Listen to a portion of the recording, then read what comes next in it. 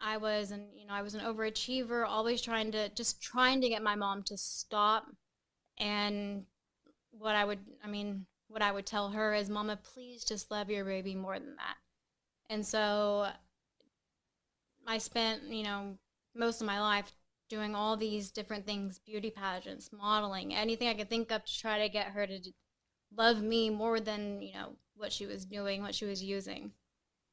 Mm. And she finally got off drugs, but she got onto opiates because she got injured and had to have surgery. And Mm. so, she went from street drugs to prescription drugs. You know, doctor was, and then I ended up seeing the same doctor she did, and I had some pretty bad, unexplainable internal issues going on that were causing me a lot of pain and a lot of agony. And I could not figure out what it was. And so my doctor just handed me a bottle of hydrocodone, 120 hydrocodone, 90 Xanax, 90 Somas. Said, here, this will help you get by. I don't know what it is. And Wow.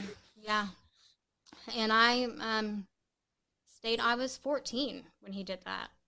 And I stayed on those till I was 22. And I cut myself off cold turkey and had a heart attack at 22. I spent Seriously? 6 weeks in the cardiac unit at Hughley Wow. Hospital. And that's because I ended up losing my firstborn son uh, to the state because of prescription pills.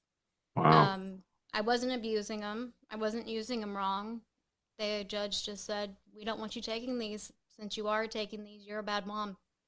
And gave him over to his father, who wasn't even on the birth certificate because when I told him I was pregnant, he took off. He took Blocked off. me. Yeah, he blocked me on Facebook. Changed his phone number. Never answered a phone call, So but even to this day, he's not involved with his life or oh no, anything. to this day he has my son. The state gave my son to him. He was a baseball player, and it was for TCU, and they were in the College World Series, and it was draft time. And so he decided out of nowhere to take me to court, and the court said, "Okay, well, you're taking all these pills, and that's bad. We're giving the day, like the first day I went to court, without him ever even being on the birth certificate or anything. They gave my son to him, and it's been, gosh, it's been 10 years, and like when I met Chris, because I that's why I cut myself off cold turkey. And I had been out of the hospital 3 days, and my brother called me that lives in California and said, Texas is going to kill you. You need to come out here. And I was on a plane 10 hours later, and that's how I met Chris, was when I was real, real fresh, with this trauma of losing my son. And shortly after, I ended up losing my brother. He got killed by a woman who was, I don't know if she was drunk or but he was walking on the side of the road and she struck him. And Wow. then within 2 months, I had to come back to Texas because both my grandparents, they got the same type of lung cancer at the same time, and they raised me. They were my world. So to basically aid them in dying and watch your everything crumble and Hmm. like the strongest people turn into mush. It was hard, and I didn't really have anybody that I could turn to or talk to, and I ended up at my stepdad's house that he was renting, and there was some pretty sketchy people there. And one of them called me into their room, and they were like, I know you're going through a hard time, and they used methamphetamines, and they were like, I know you don't do this, but just in case, here's one for you. And there was a syringe full, and I was just like, at that point, you know, I'm thinking, I mean, what do I have to lose? So, um, I started using and thinking that these people were looking after me and that they cared about me because they were giving me these drugs to make me feel better. And What drug was that? at the time, it was methamphetamine. Hmm. And then that was short lived just because I didn't really like it. And I ended up reconnecting with someone who my mom used to hang out with. They lived with us. They were like a nanny because my mom was always messed up, so they would take care of us.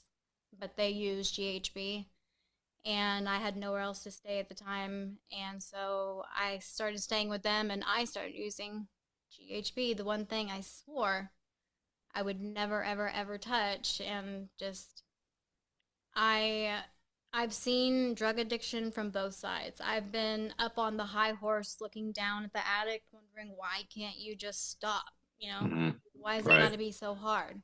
And I've been, deep in that hole trying to crawl my way out, seeing how hard it is to just stop. Once you start and that motion that motion goes, you just you don't realize how far you are into that hole until you break your ankle. Hmm. Yeah. And it was hard, and I ended up catching a charge, going to jail, and I am not the type of person to do well in jail. All And right. I mean, I have a felony on my record. It ruined my life before I had a chance to have a life. I had a lot of plans that I don't even have a chance of achieving because I had that big F on my name now Mm. over something that could have easily been avoided. And so Yeah. that's why now that I'm clean and can see clearly now, and again, I used to do a lot of humanitarian work. And so now my focus is to find people like me that feel like they're defined by the wrong things that they did and Hmm. give them an opportunity to take their identity back. Yeah. Amazing. That's great. Yeah. You mentioned genetics. Yeah, Chris. In your family history, where do you see addiction or mood disorders or? It definitely runs in our family, and I agree with Danielle in the sense that it is genetic. Because my father, he had a struggle with alcohol. He's been sober for almost 20 years, maybe longer. Um, Hmm. my mother, as I mentioned, she was like a guinea pig for the OxyContin trials in the 90s before Hmm. they knew how addictive they were.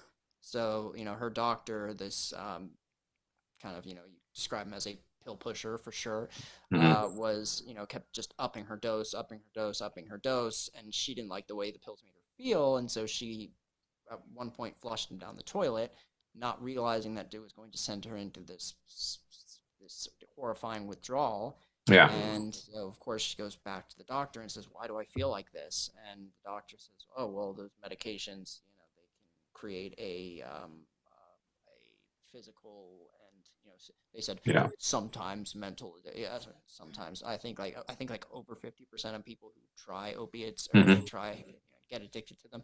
Um, but that mental addiction is so strong.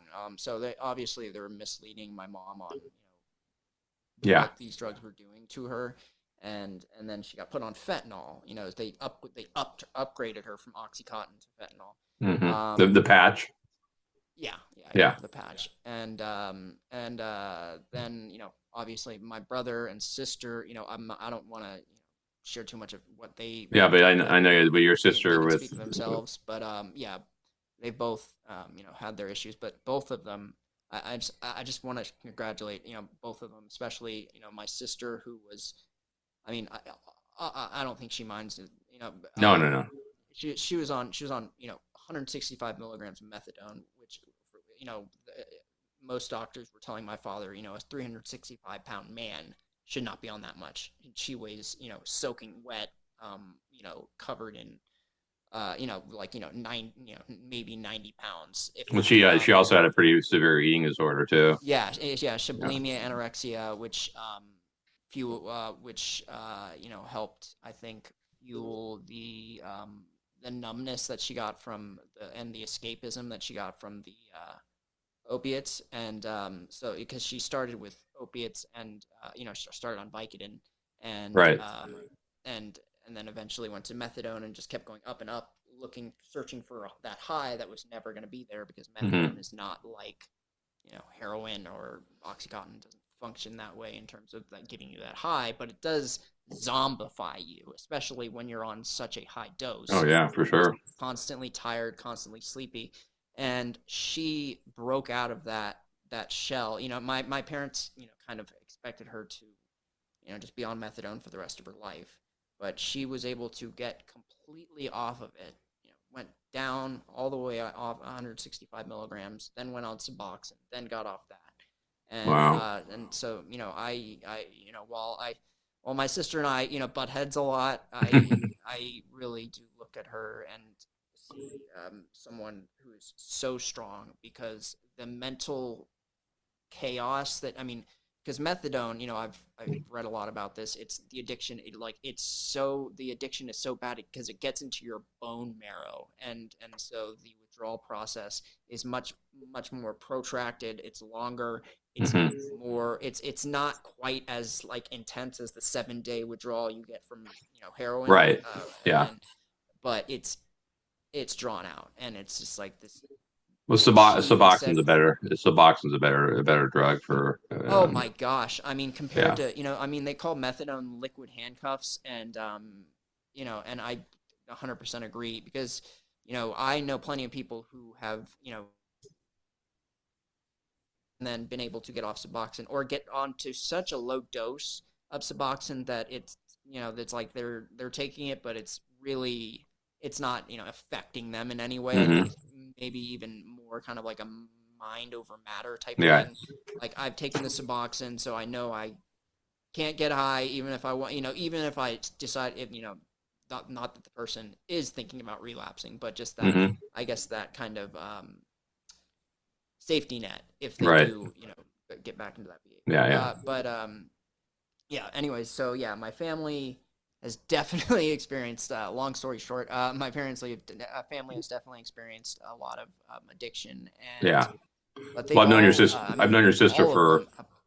Yeah, I'm not. my sister, I've 20 known your sister years. since she was like. I think I've like 25 to 30 years ago. I first met your sister, and back when she was in the throes of it all, and she's made amazing progress. Yeah, Um, it's yeah, remarkable, and she's really I'm done so well. proud But of her. sorry to interrupt you. What were you saying? Oh, oh no, I was just saying, yeah, it's just remarkable, and I'm so proud of her as her brother. I am too. Yeah, and but yeah, addiction, disease, definitely genetic, and I would say definitely affected. And I just wanted to touch on something Danielle said. She talked about how she saw what her mom was doing, and she promised she would never be, never become that. Hmm. I am very similarly saw what my sister's addiction and my brother's addiction did to them and did to my parents, and I said, I will never do that. I will never become like that. Sure enough, Yeah. it's really ironic, I guess, and the fact that I became everything I hated, everything I despised, and Hmm. it's and to come out of that and then and look back on it, Yeah. it's crazy how you can be so determined not to do something, and just Hmm. the way life twists and turns, Yeah. run you right into a brick wall. Yeah, and I Yeah. think I think it's. I think we talked about this before before we started. This is the stigma. I think people, when it comes to addiction, it's just the stigma people, the shame people feel because people make them feel like, oh, you're such a loser. How come or why can't you just stop? What's wrong with you? Why can't you just stop? And And I think and that just doesn't help the situation at all. When someone already is not doing well and then they get shamed, Yeah, and like then kick 'em while they're down type of thing. yeah, and then what do people do now to deal with that? Well, they use more because, like, I'm, well, maybe they're right. Maybe that's, and not, but yeah, I think it's, I think this is why there's so many people out there struggling. I think because they don't get the help they need because they get ignored, they get shunned, they get the family throws them out and doesn't looks the other way, and that's it. And I mean, I have patients who are, a couple people who've been homeless because the family just like, you're out of here, goodbye. You know. So, Chris, you were saying that just you have a pod. You tell me about your podcast. You have a podcast you're doing. Yeah, so we're doing a joint podcast. It's called No Assumptions, Escaping the Shame and Sticking It to the Stigma. Danielle came up with the majority of that name. I think I had like a couple of words that It's were great. mine, but most of it is hers. And it's kind of just a broad kind of mind, body, and soul kind of, in terms of like what we're trying to do, because we don't want it to like specifically focus on just addicts or just people with, who are depressed or whatever, but Hmm. all kinds of all kinds of mental health, or if you're struggling with your body image or whatever, and the labels that people put on, like for example, Danielle, a bad parent because Hmm. she was on pills or whatever, or the Felon, or yeah, or convict. felon, convict, yeah, whatever. And Right. all the things You that she's been denied because of that fact. It's I'm you sorry, do, I you do lost the my train. podcast together. Yeah, so we're going to be launching the No Assumption podcast. So it's called No With two Assumption. Is with that two microphones. We're gonna have two microphones. Probably But one more. We'll have a guest. yeah, and yeah, we're just gonna try to get guests on that are either in the midst of their struggle and just feel like they need to be heard, or and of course the success stories, like kind of like what you're doing, talking to the people who have gone through the ringer, been through the ringer, and right? come out the other side better, healthier, and why they can share. So our first video, we're kind of going to explain why Hmm. we're kind of why we have the not authority but ability to speak on these nuanced, difficult, very sensitive topics, Hmm. because we've been through, and on both sides of it, from someone who came from a very affluent background, someone who came from a very poor background. That addiction and all these different things, they do not discriminate. It doesn't matter whether you're poor, rich, black, white, transgender, whatever, cisgender. It's non-discriminatory, and it will destroy you. And I think that us having gone through all the things that we've gone through collectively, and to be sitting here and able to share our stories with the world, we hope that Together. yeah, and we hope Awesome. that we can change the kind of the have a paradigm shift in how people look at addiction, because yes, I 100% believe addiction is a disease, and I think that's starting to become accepted, but a lot of people still say, well, it's a self-inflicted disease. And while Right. that may be often true, often it's not true. Often it's a doctor-inflicted disease, a doctor telling you, hey, this is good for you, hey, this is good for you, hey, this Right. is good for you.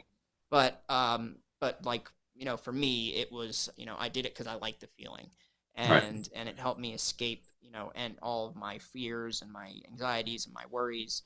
And so, yeah, we just want to, and again, but you get a very broad focus, just do our best to, bring people on who want to, share their Hmm. successes or share their frustrations, and see what we can do. And if we can even, genuinely like change one person's life, Hmm. get one person off drugs, that's what the goal is. Well, you need to have me. I'd love to come on as a guest if you want to have me, and I could. talking to you guys about. I could talk from a medical, professional viewpoint about how I deal with people with addiction and how to treat it, and in a like I'm doing with you, Chris, like in a preventative way, and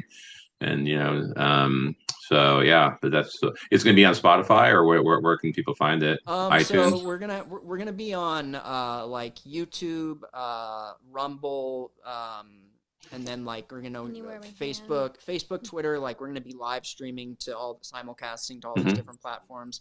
But yeah, we want to be in as many places as possible to just try to amplify the message of hey, whatever you've done, whatever you've been labeled in the past, like this. Take your identity. This is your chance to take your identity back. And this world is filled, like everyone on this planet deserves a second chance. Right. And exactly. And that's what God believed. That's why He sent His only Son down to die for us so that we could be forgiven. And so I think we need to remember that, and always just remember that these are the most fragile people in society. Addicts, people with mental health issues are some of the most fragile individuals, alive. Yeah, and the name of especially when they're in that state of addiction or mental. Yeah. So the name again. What's the name of it again? No Assumptions. But thank you. I really thank you guys for coming on, and I really appreciate it. I think it was really, I think it gives people a lot of hope to realize that things can get so bad, but still survive it and thrive, not just survive but thrive. So we really thank both of you for coming on. Appreciate it. Yeah. Anytime, Dr. Corona. And, all right. We look forward to having you on as soon as we get our podcast running. I look forward to it. Thanks, guys. Thanks. All right. Thanks, Chris. Thanks, Danielle. Take care. All right. Bye. Well, hello, welcome to the show. I really appreciate your coming on. Oh, you're welcome, Dr. Corona. Thanks so much. So if you could share with us, I know I've seen you only for 2 visits, but if you could share what brought you to see me, and let me know what transpired since then. Well, number one reason why I came to your office was because I'm very hesitant on taking medications. Like I'm just very, very aware of side effects and all that kind of stuff. So I decided basically that I didn't want to take it for a long period of time. I didn't want to take Adderall because I just, my doctor was just, hey, here it is, and he would just prescribe something, and I was like, and I just wasn't feeling like he was doing his due diligence on finding out what was actually going on with me and what was the actual dose or anything. So I was referred to by another doctor, and then basically when I came to your office, your approach was completely different. We basically went about in figuring out what was the right dose, in combination with the other medication that was Pristique. Right. And that really, at first I was very hesitant on like trying it, but it really did make a huge difference. And I took the doses from 5 milligrams to I did a cycle of first week 5 and up to what was the actual doses that I needed. Mm-hmm. And at the end of the day, it was higher than what I was actually being prescribed by the other doctor. And with the other medication that was being prescribed, the Pristique, I wasn't getting that crash at the end of the day, or wasn't feeling kind of lethargic. And it really did balance the Adderall out. So I'm glad I actually had a chance to meet you and actually find the right medication for me versus just kind of prescribing something and sending me on my way. That was a big deal for me. And it was also, I think, didn't help also with like muscle tension and didn't help you feel. What were the physical symptoms you were getting before the Pristique? So the physical symptoms was just a lot of muscle tension, tightness, especially through like upper back and neck. the minute I started noticing like the physical part, that it was really, and also like for anxiety, it helped a lot for anxiety. It helped a lot for kind of like that muscle tension that I was getting, and it just kind of really balanced, like not just like, you know, the brain chemistry, but it also did balance out like the physical part of it, which was kind of like that tension that you get from, I guess, overly stressed and having too much to do, and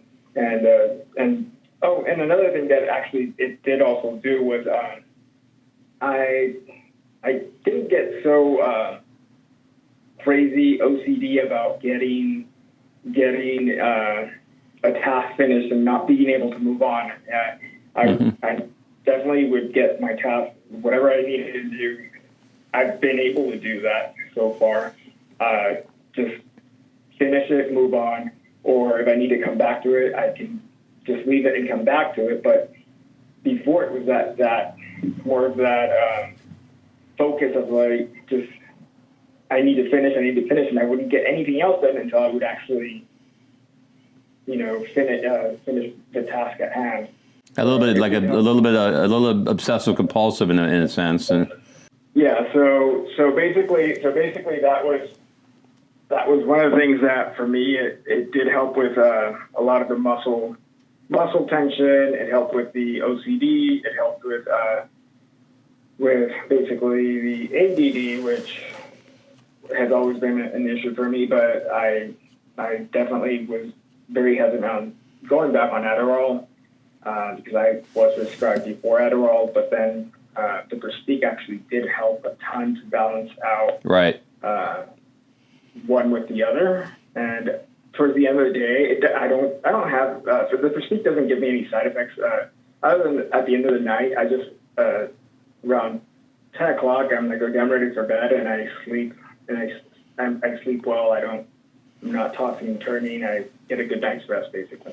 Yeah, and they do. They really balance each other out, and they kind of prevent, like you said, the crash, because Adderall works and it works for you, but without a kind of a balance, kind of a stopgap, it's going to crash, and then you're going to have that up and down kind of feeling. And then a lot of people, like when it comes to muscle tension, this is what really got me doing this. Like 30 years ago. And then, 31 years ago, in 1993 is when Effexor XR came out after SSRIs had come out. And then Effexor XR is the same company that now makes Prestige. And I started to see back in the early 90s even that I was giving this medication to people, and all of a sudden their pain was going away. And I was like, wait a minute.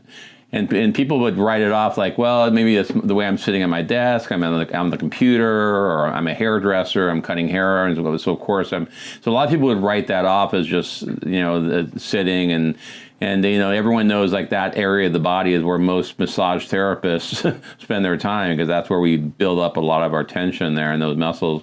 But I started to see this like 30 years ago, that when you balance norepinephrine and not just serotonin, that these miraculous things were happening. And now Prestige is my current favorite medication that I've been prescribing for, maybe 20 years now.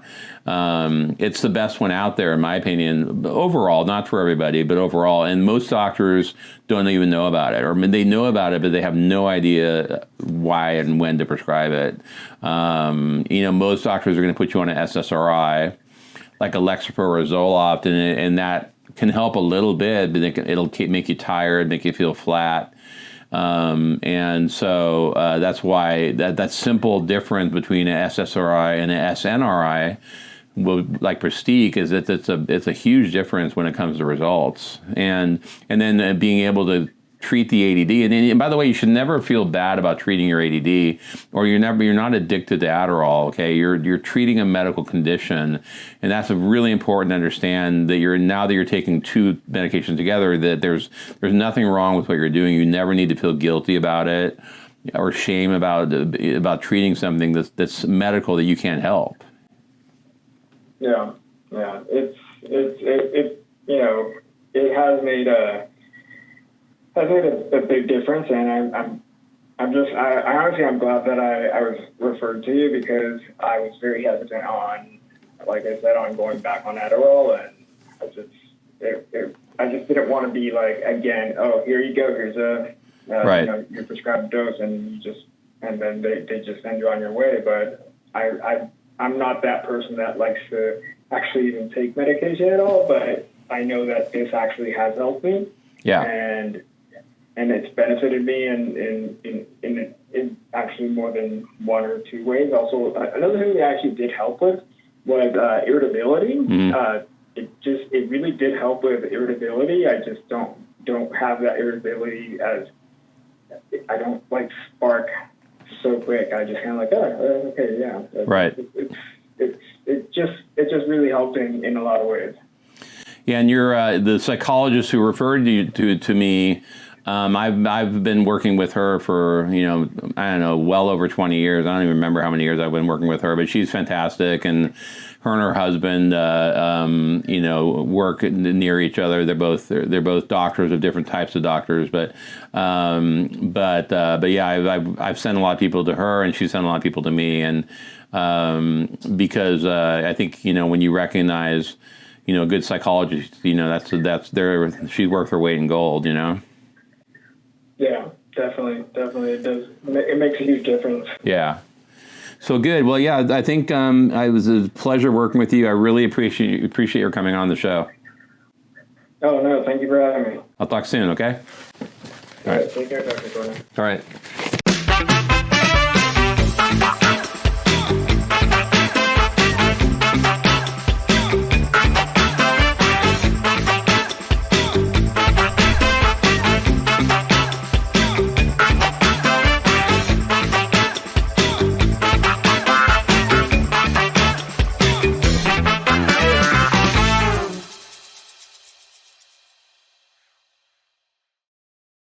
I hope you enjoyed the show today.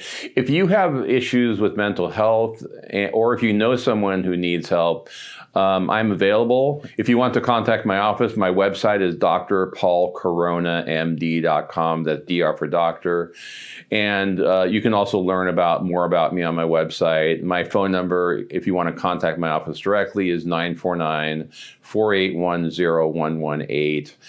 If you want to learn more about my methods and what I do, my latest book, I recommend The Corona Protocol, a scientifically proven medical solution to stop addiction, bullying, homelessness, school shootings, and suicide, 30 years in the making. In this book, I tell 30 original short stories about people. And I also have my first 3 books, Healing the Mind and Body, the trilogy, available online. I look forward to you joining me again on the next episode of The Dr. Paul Show.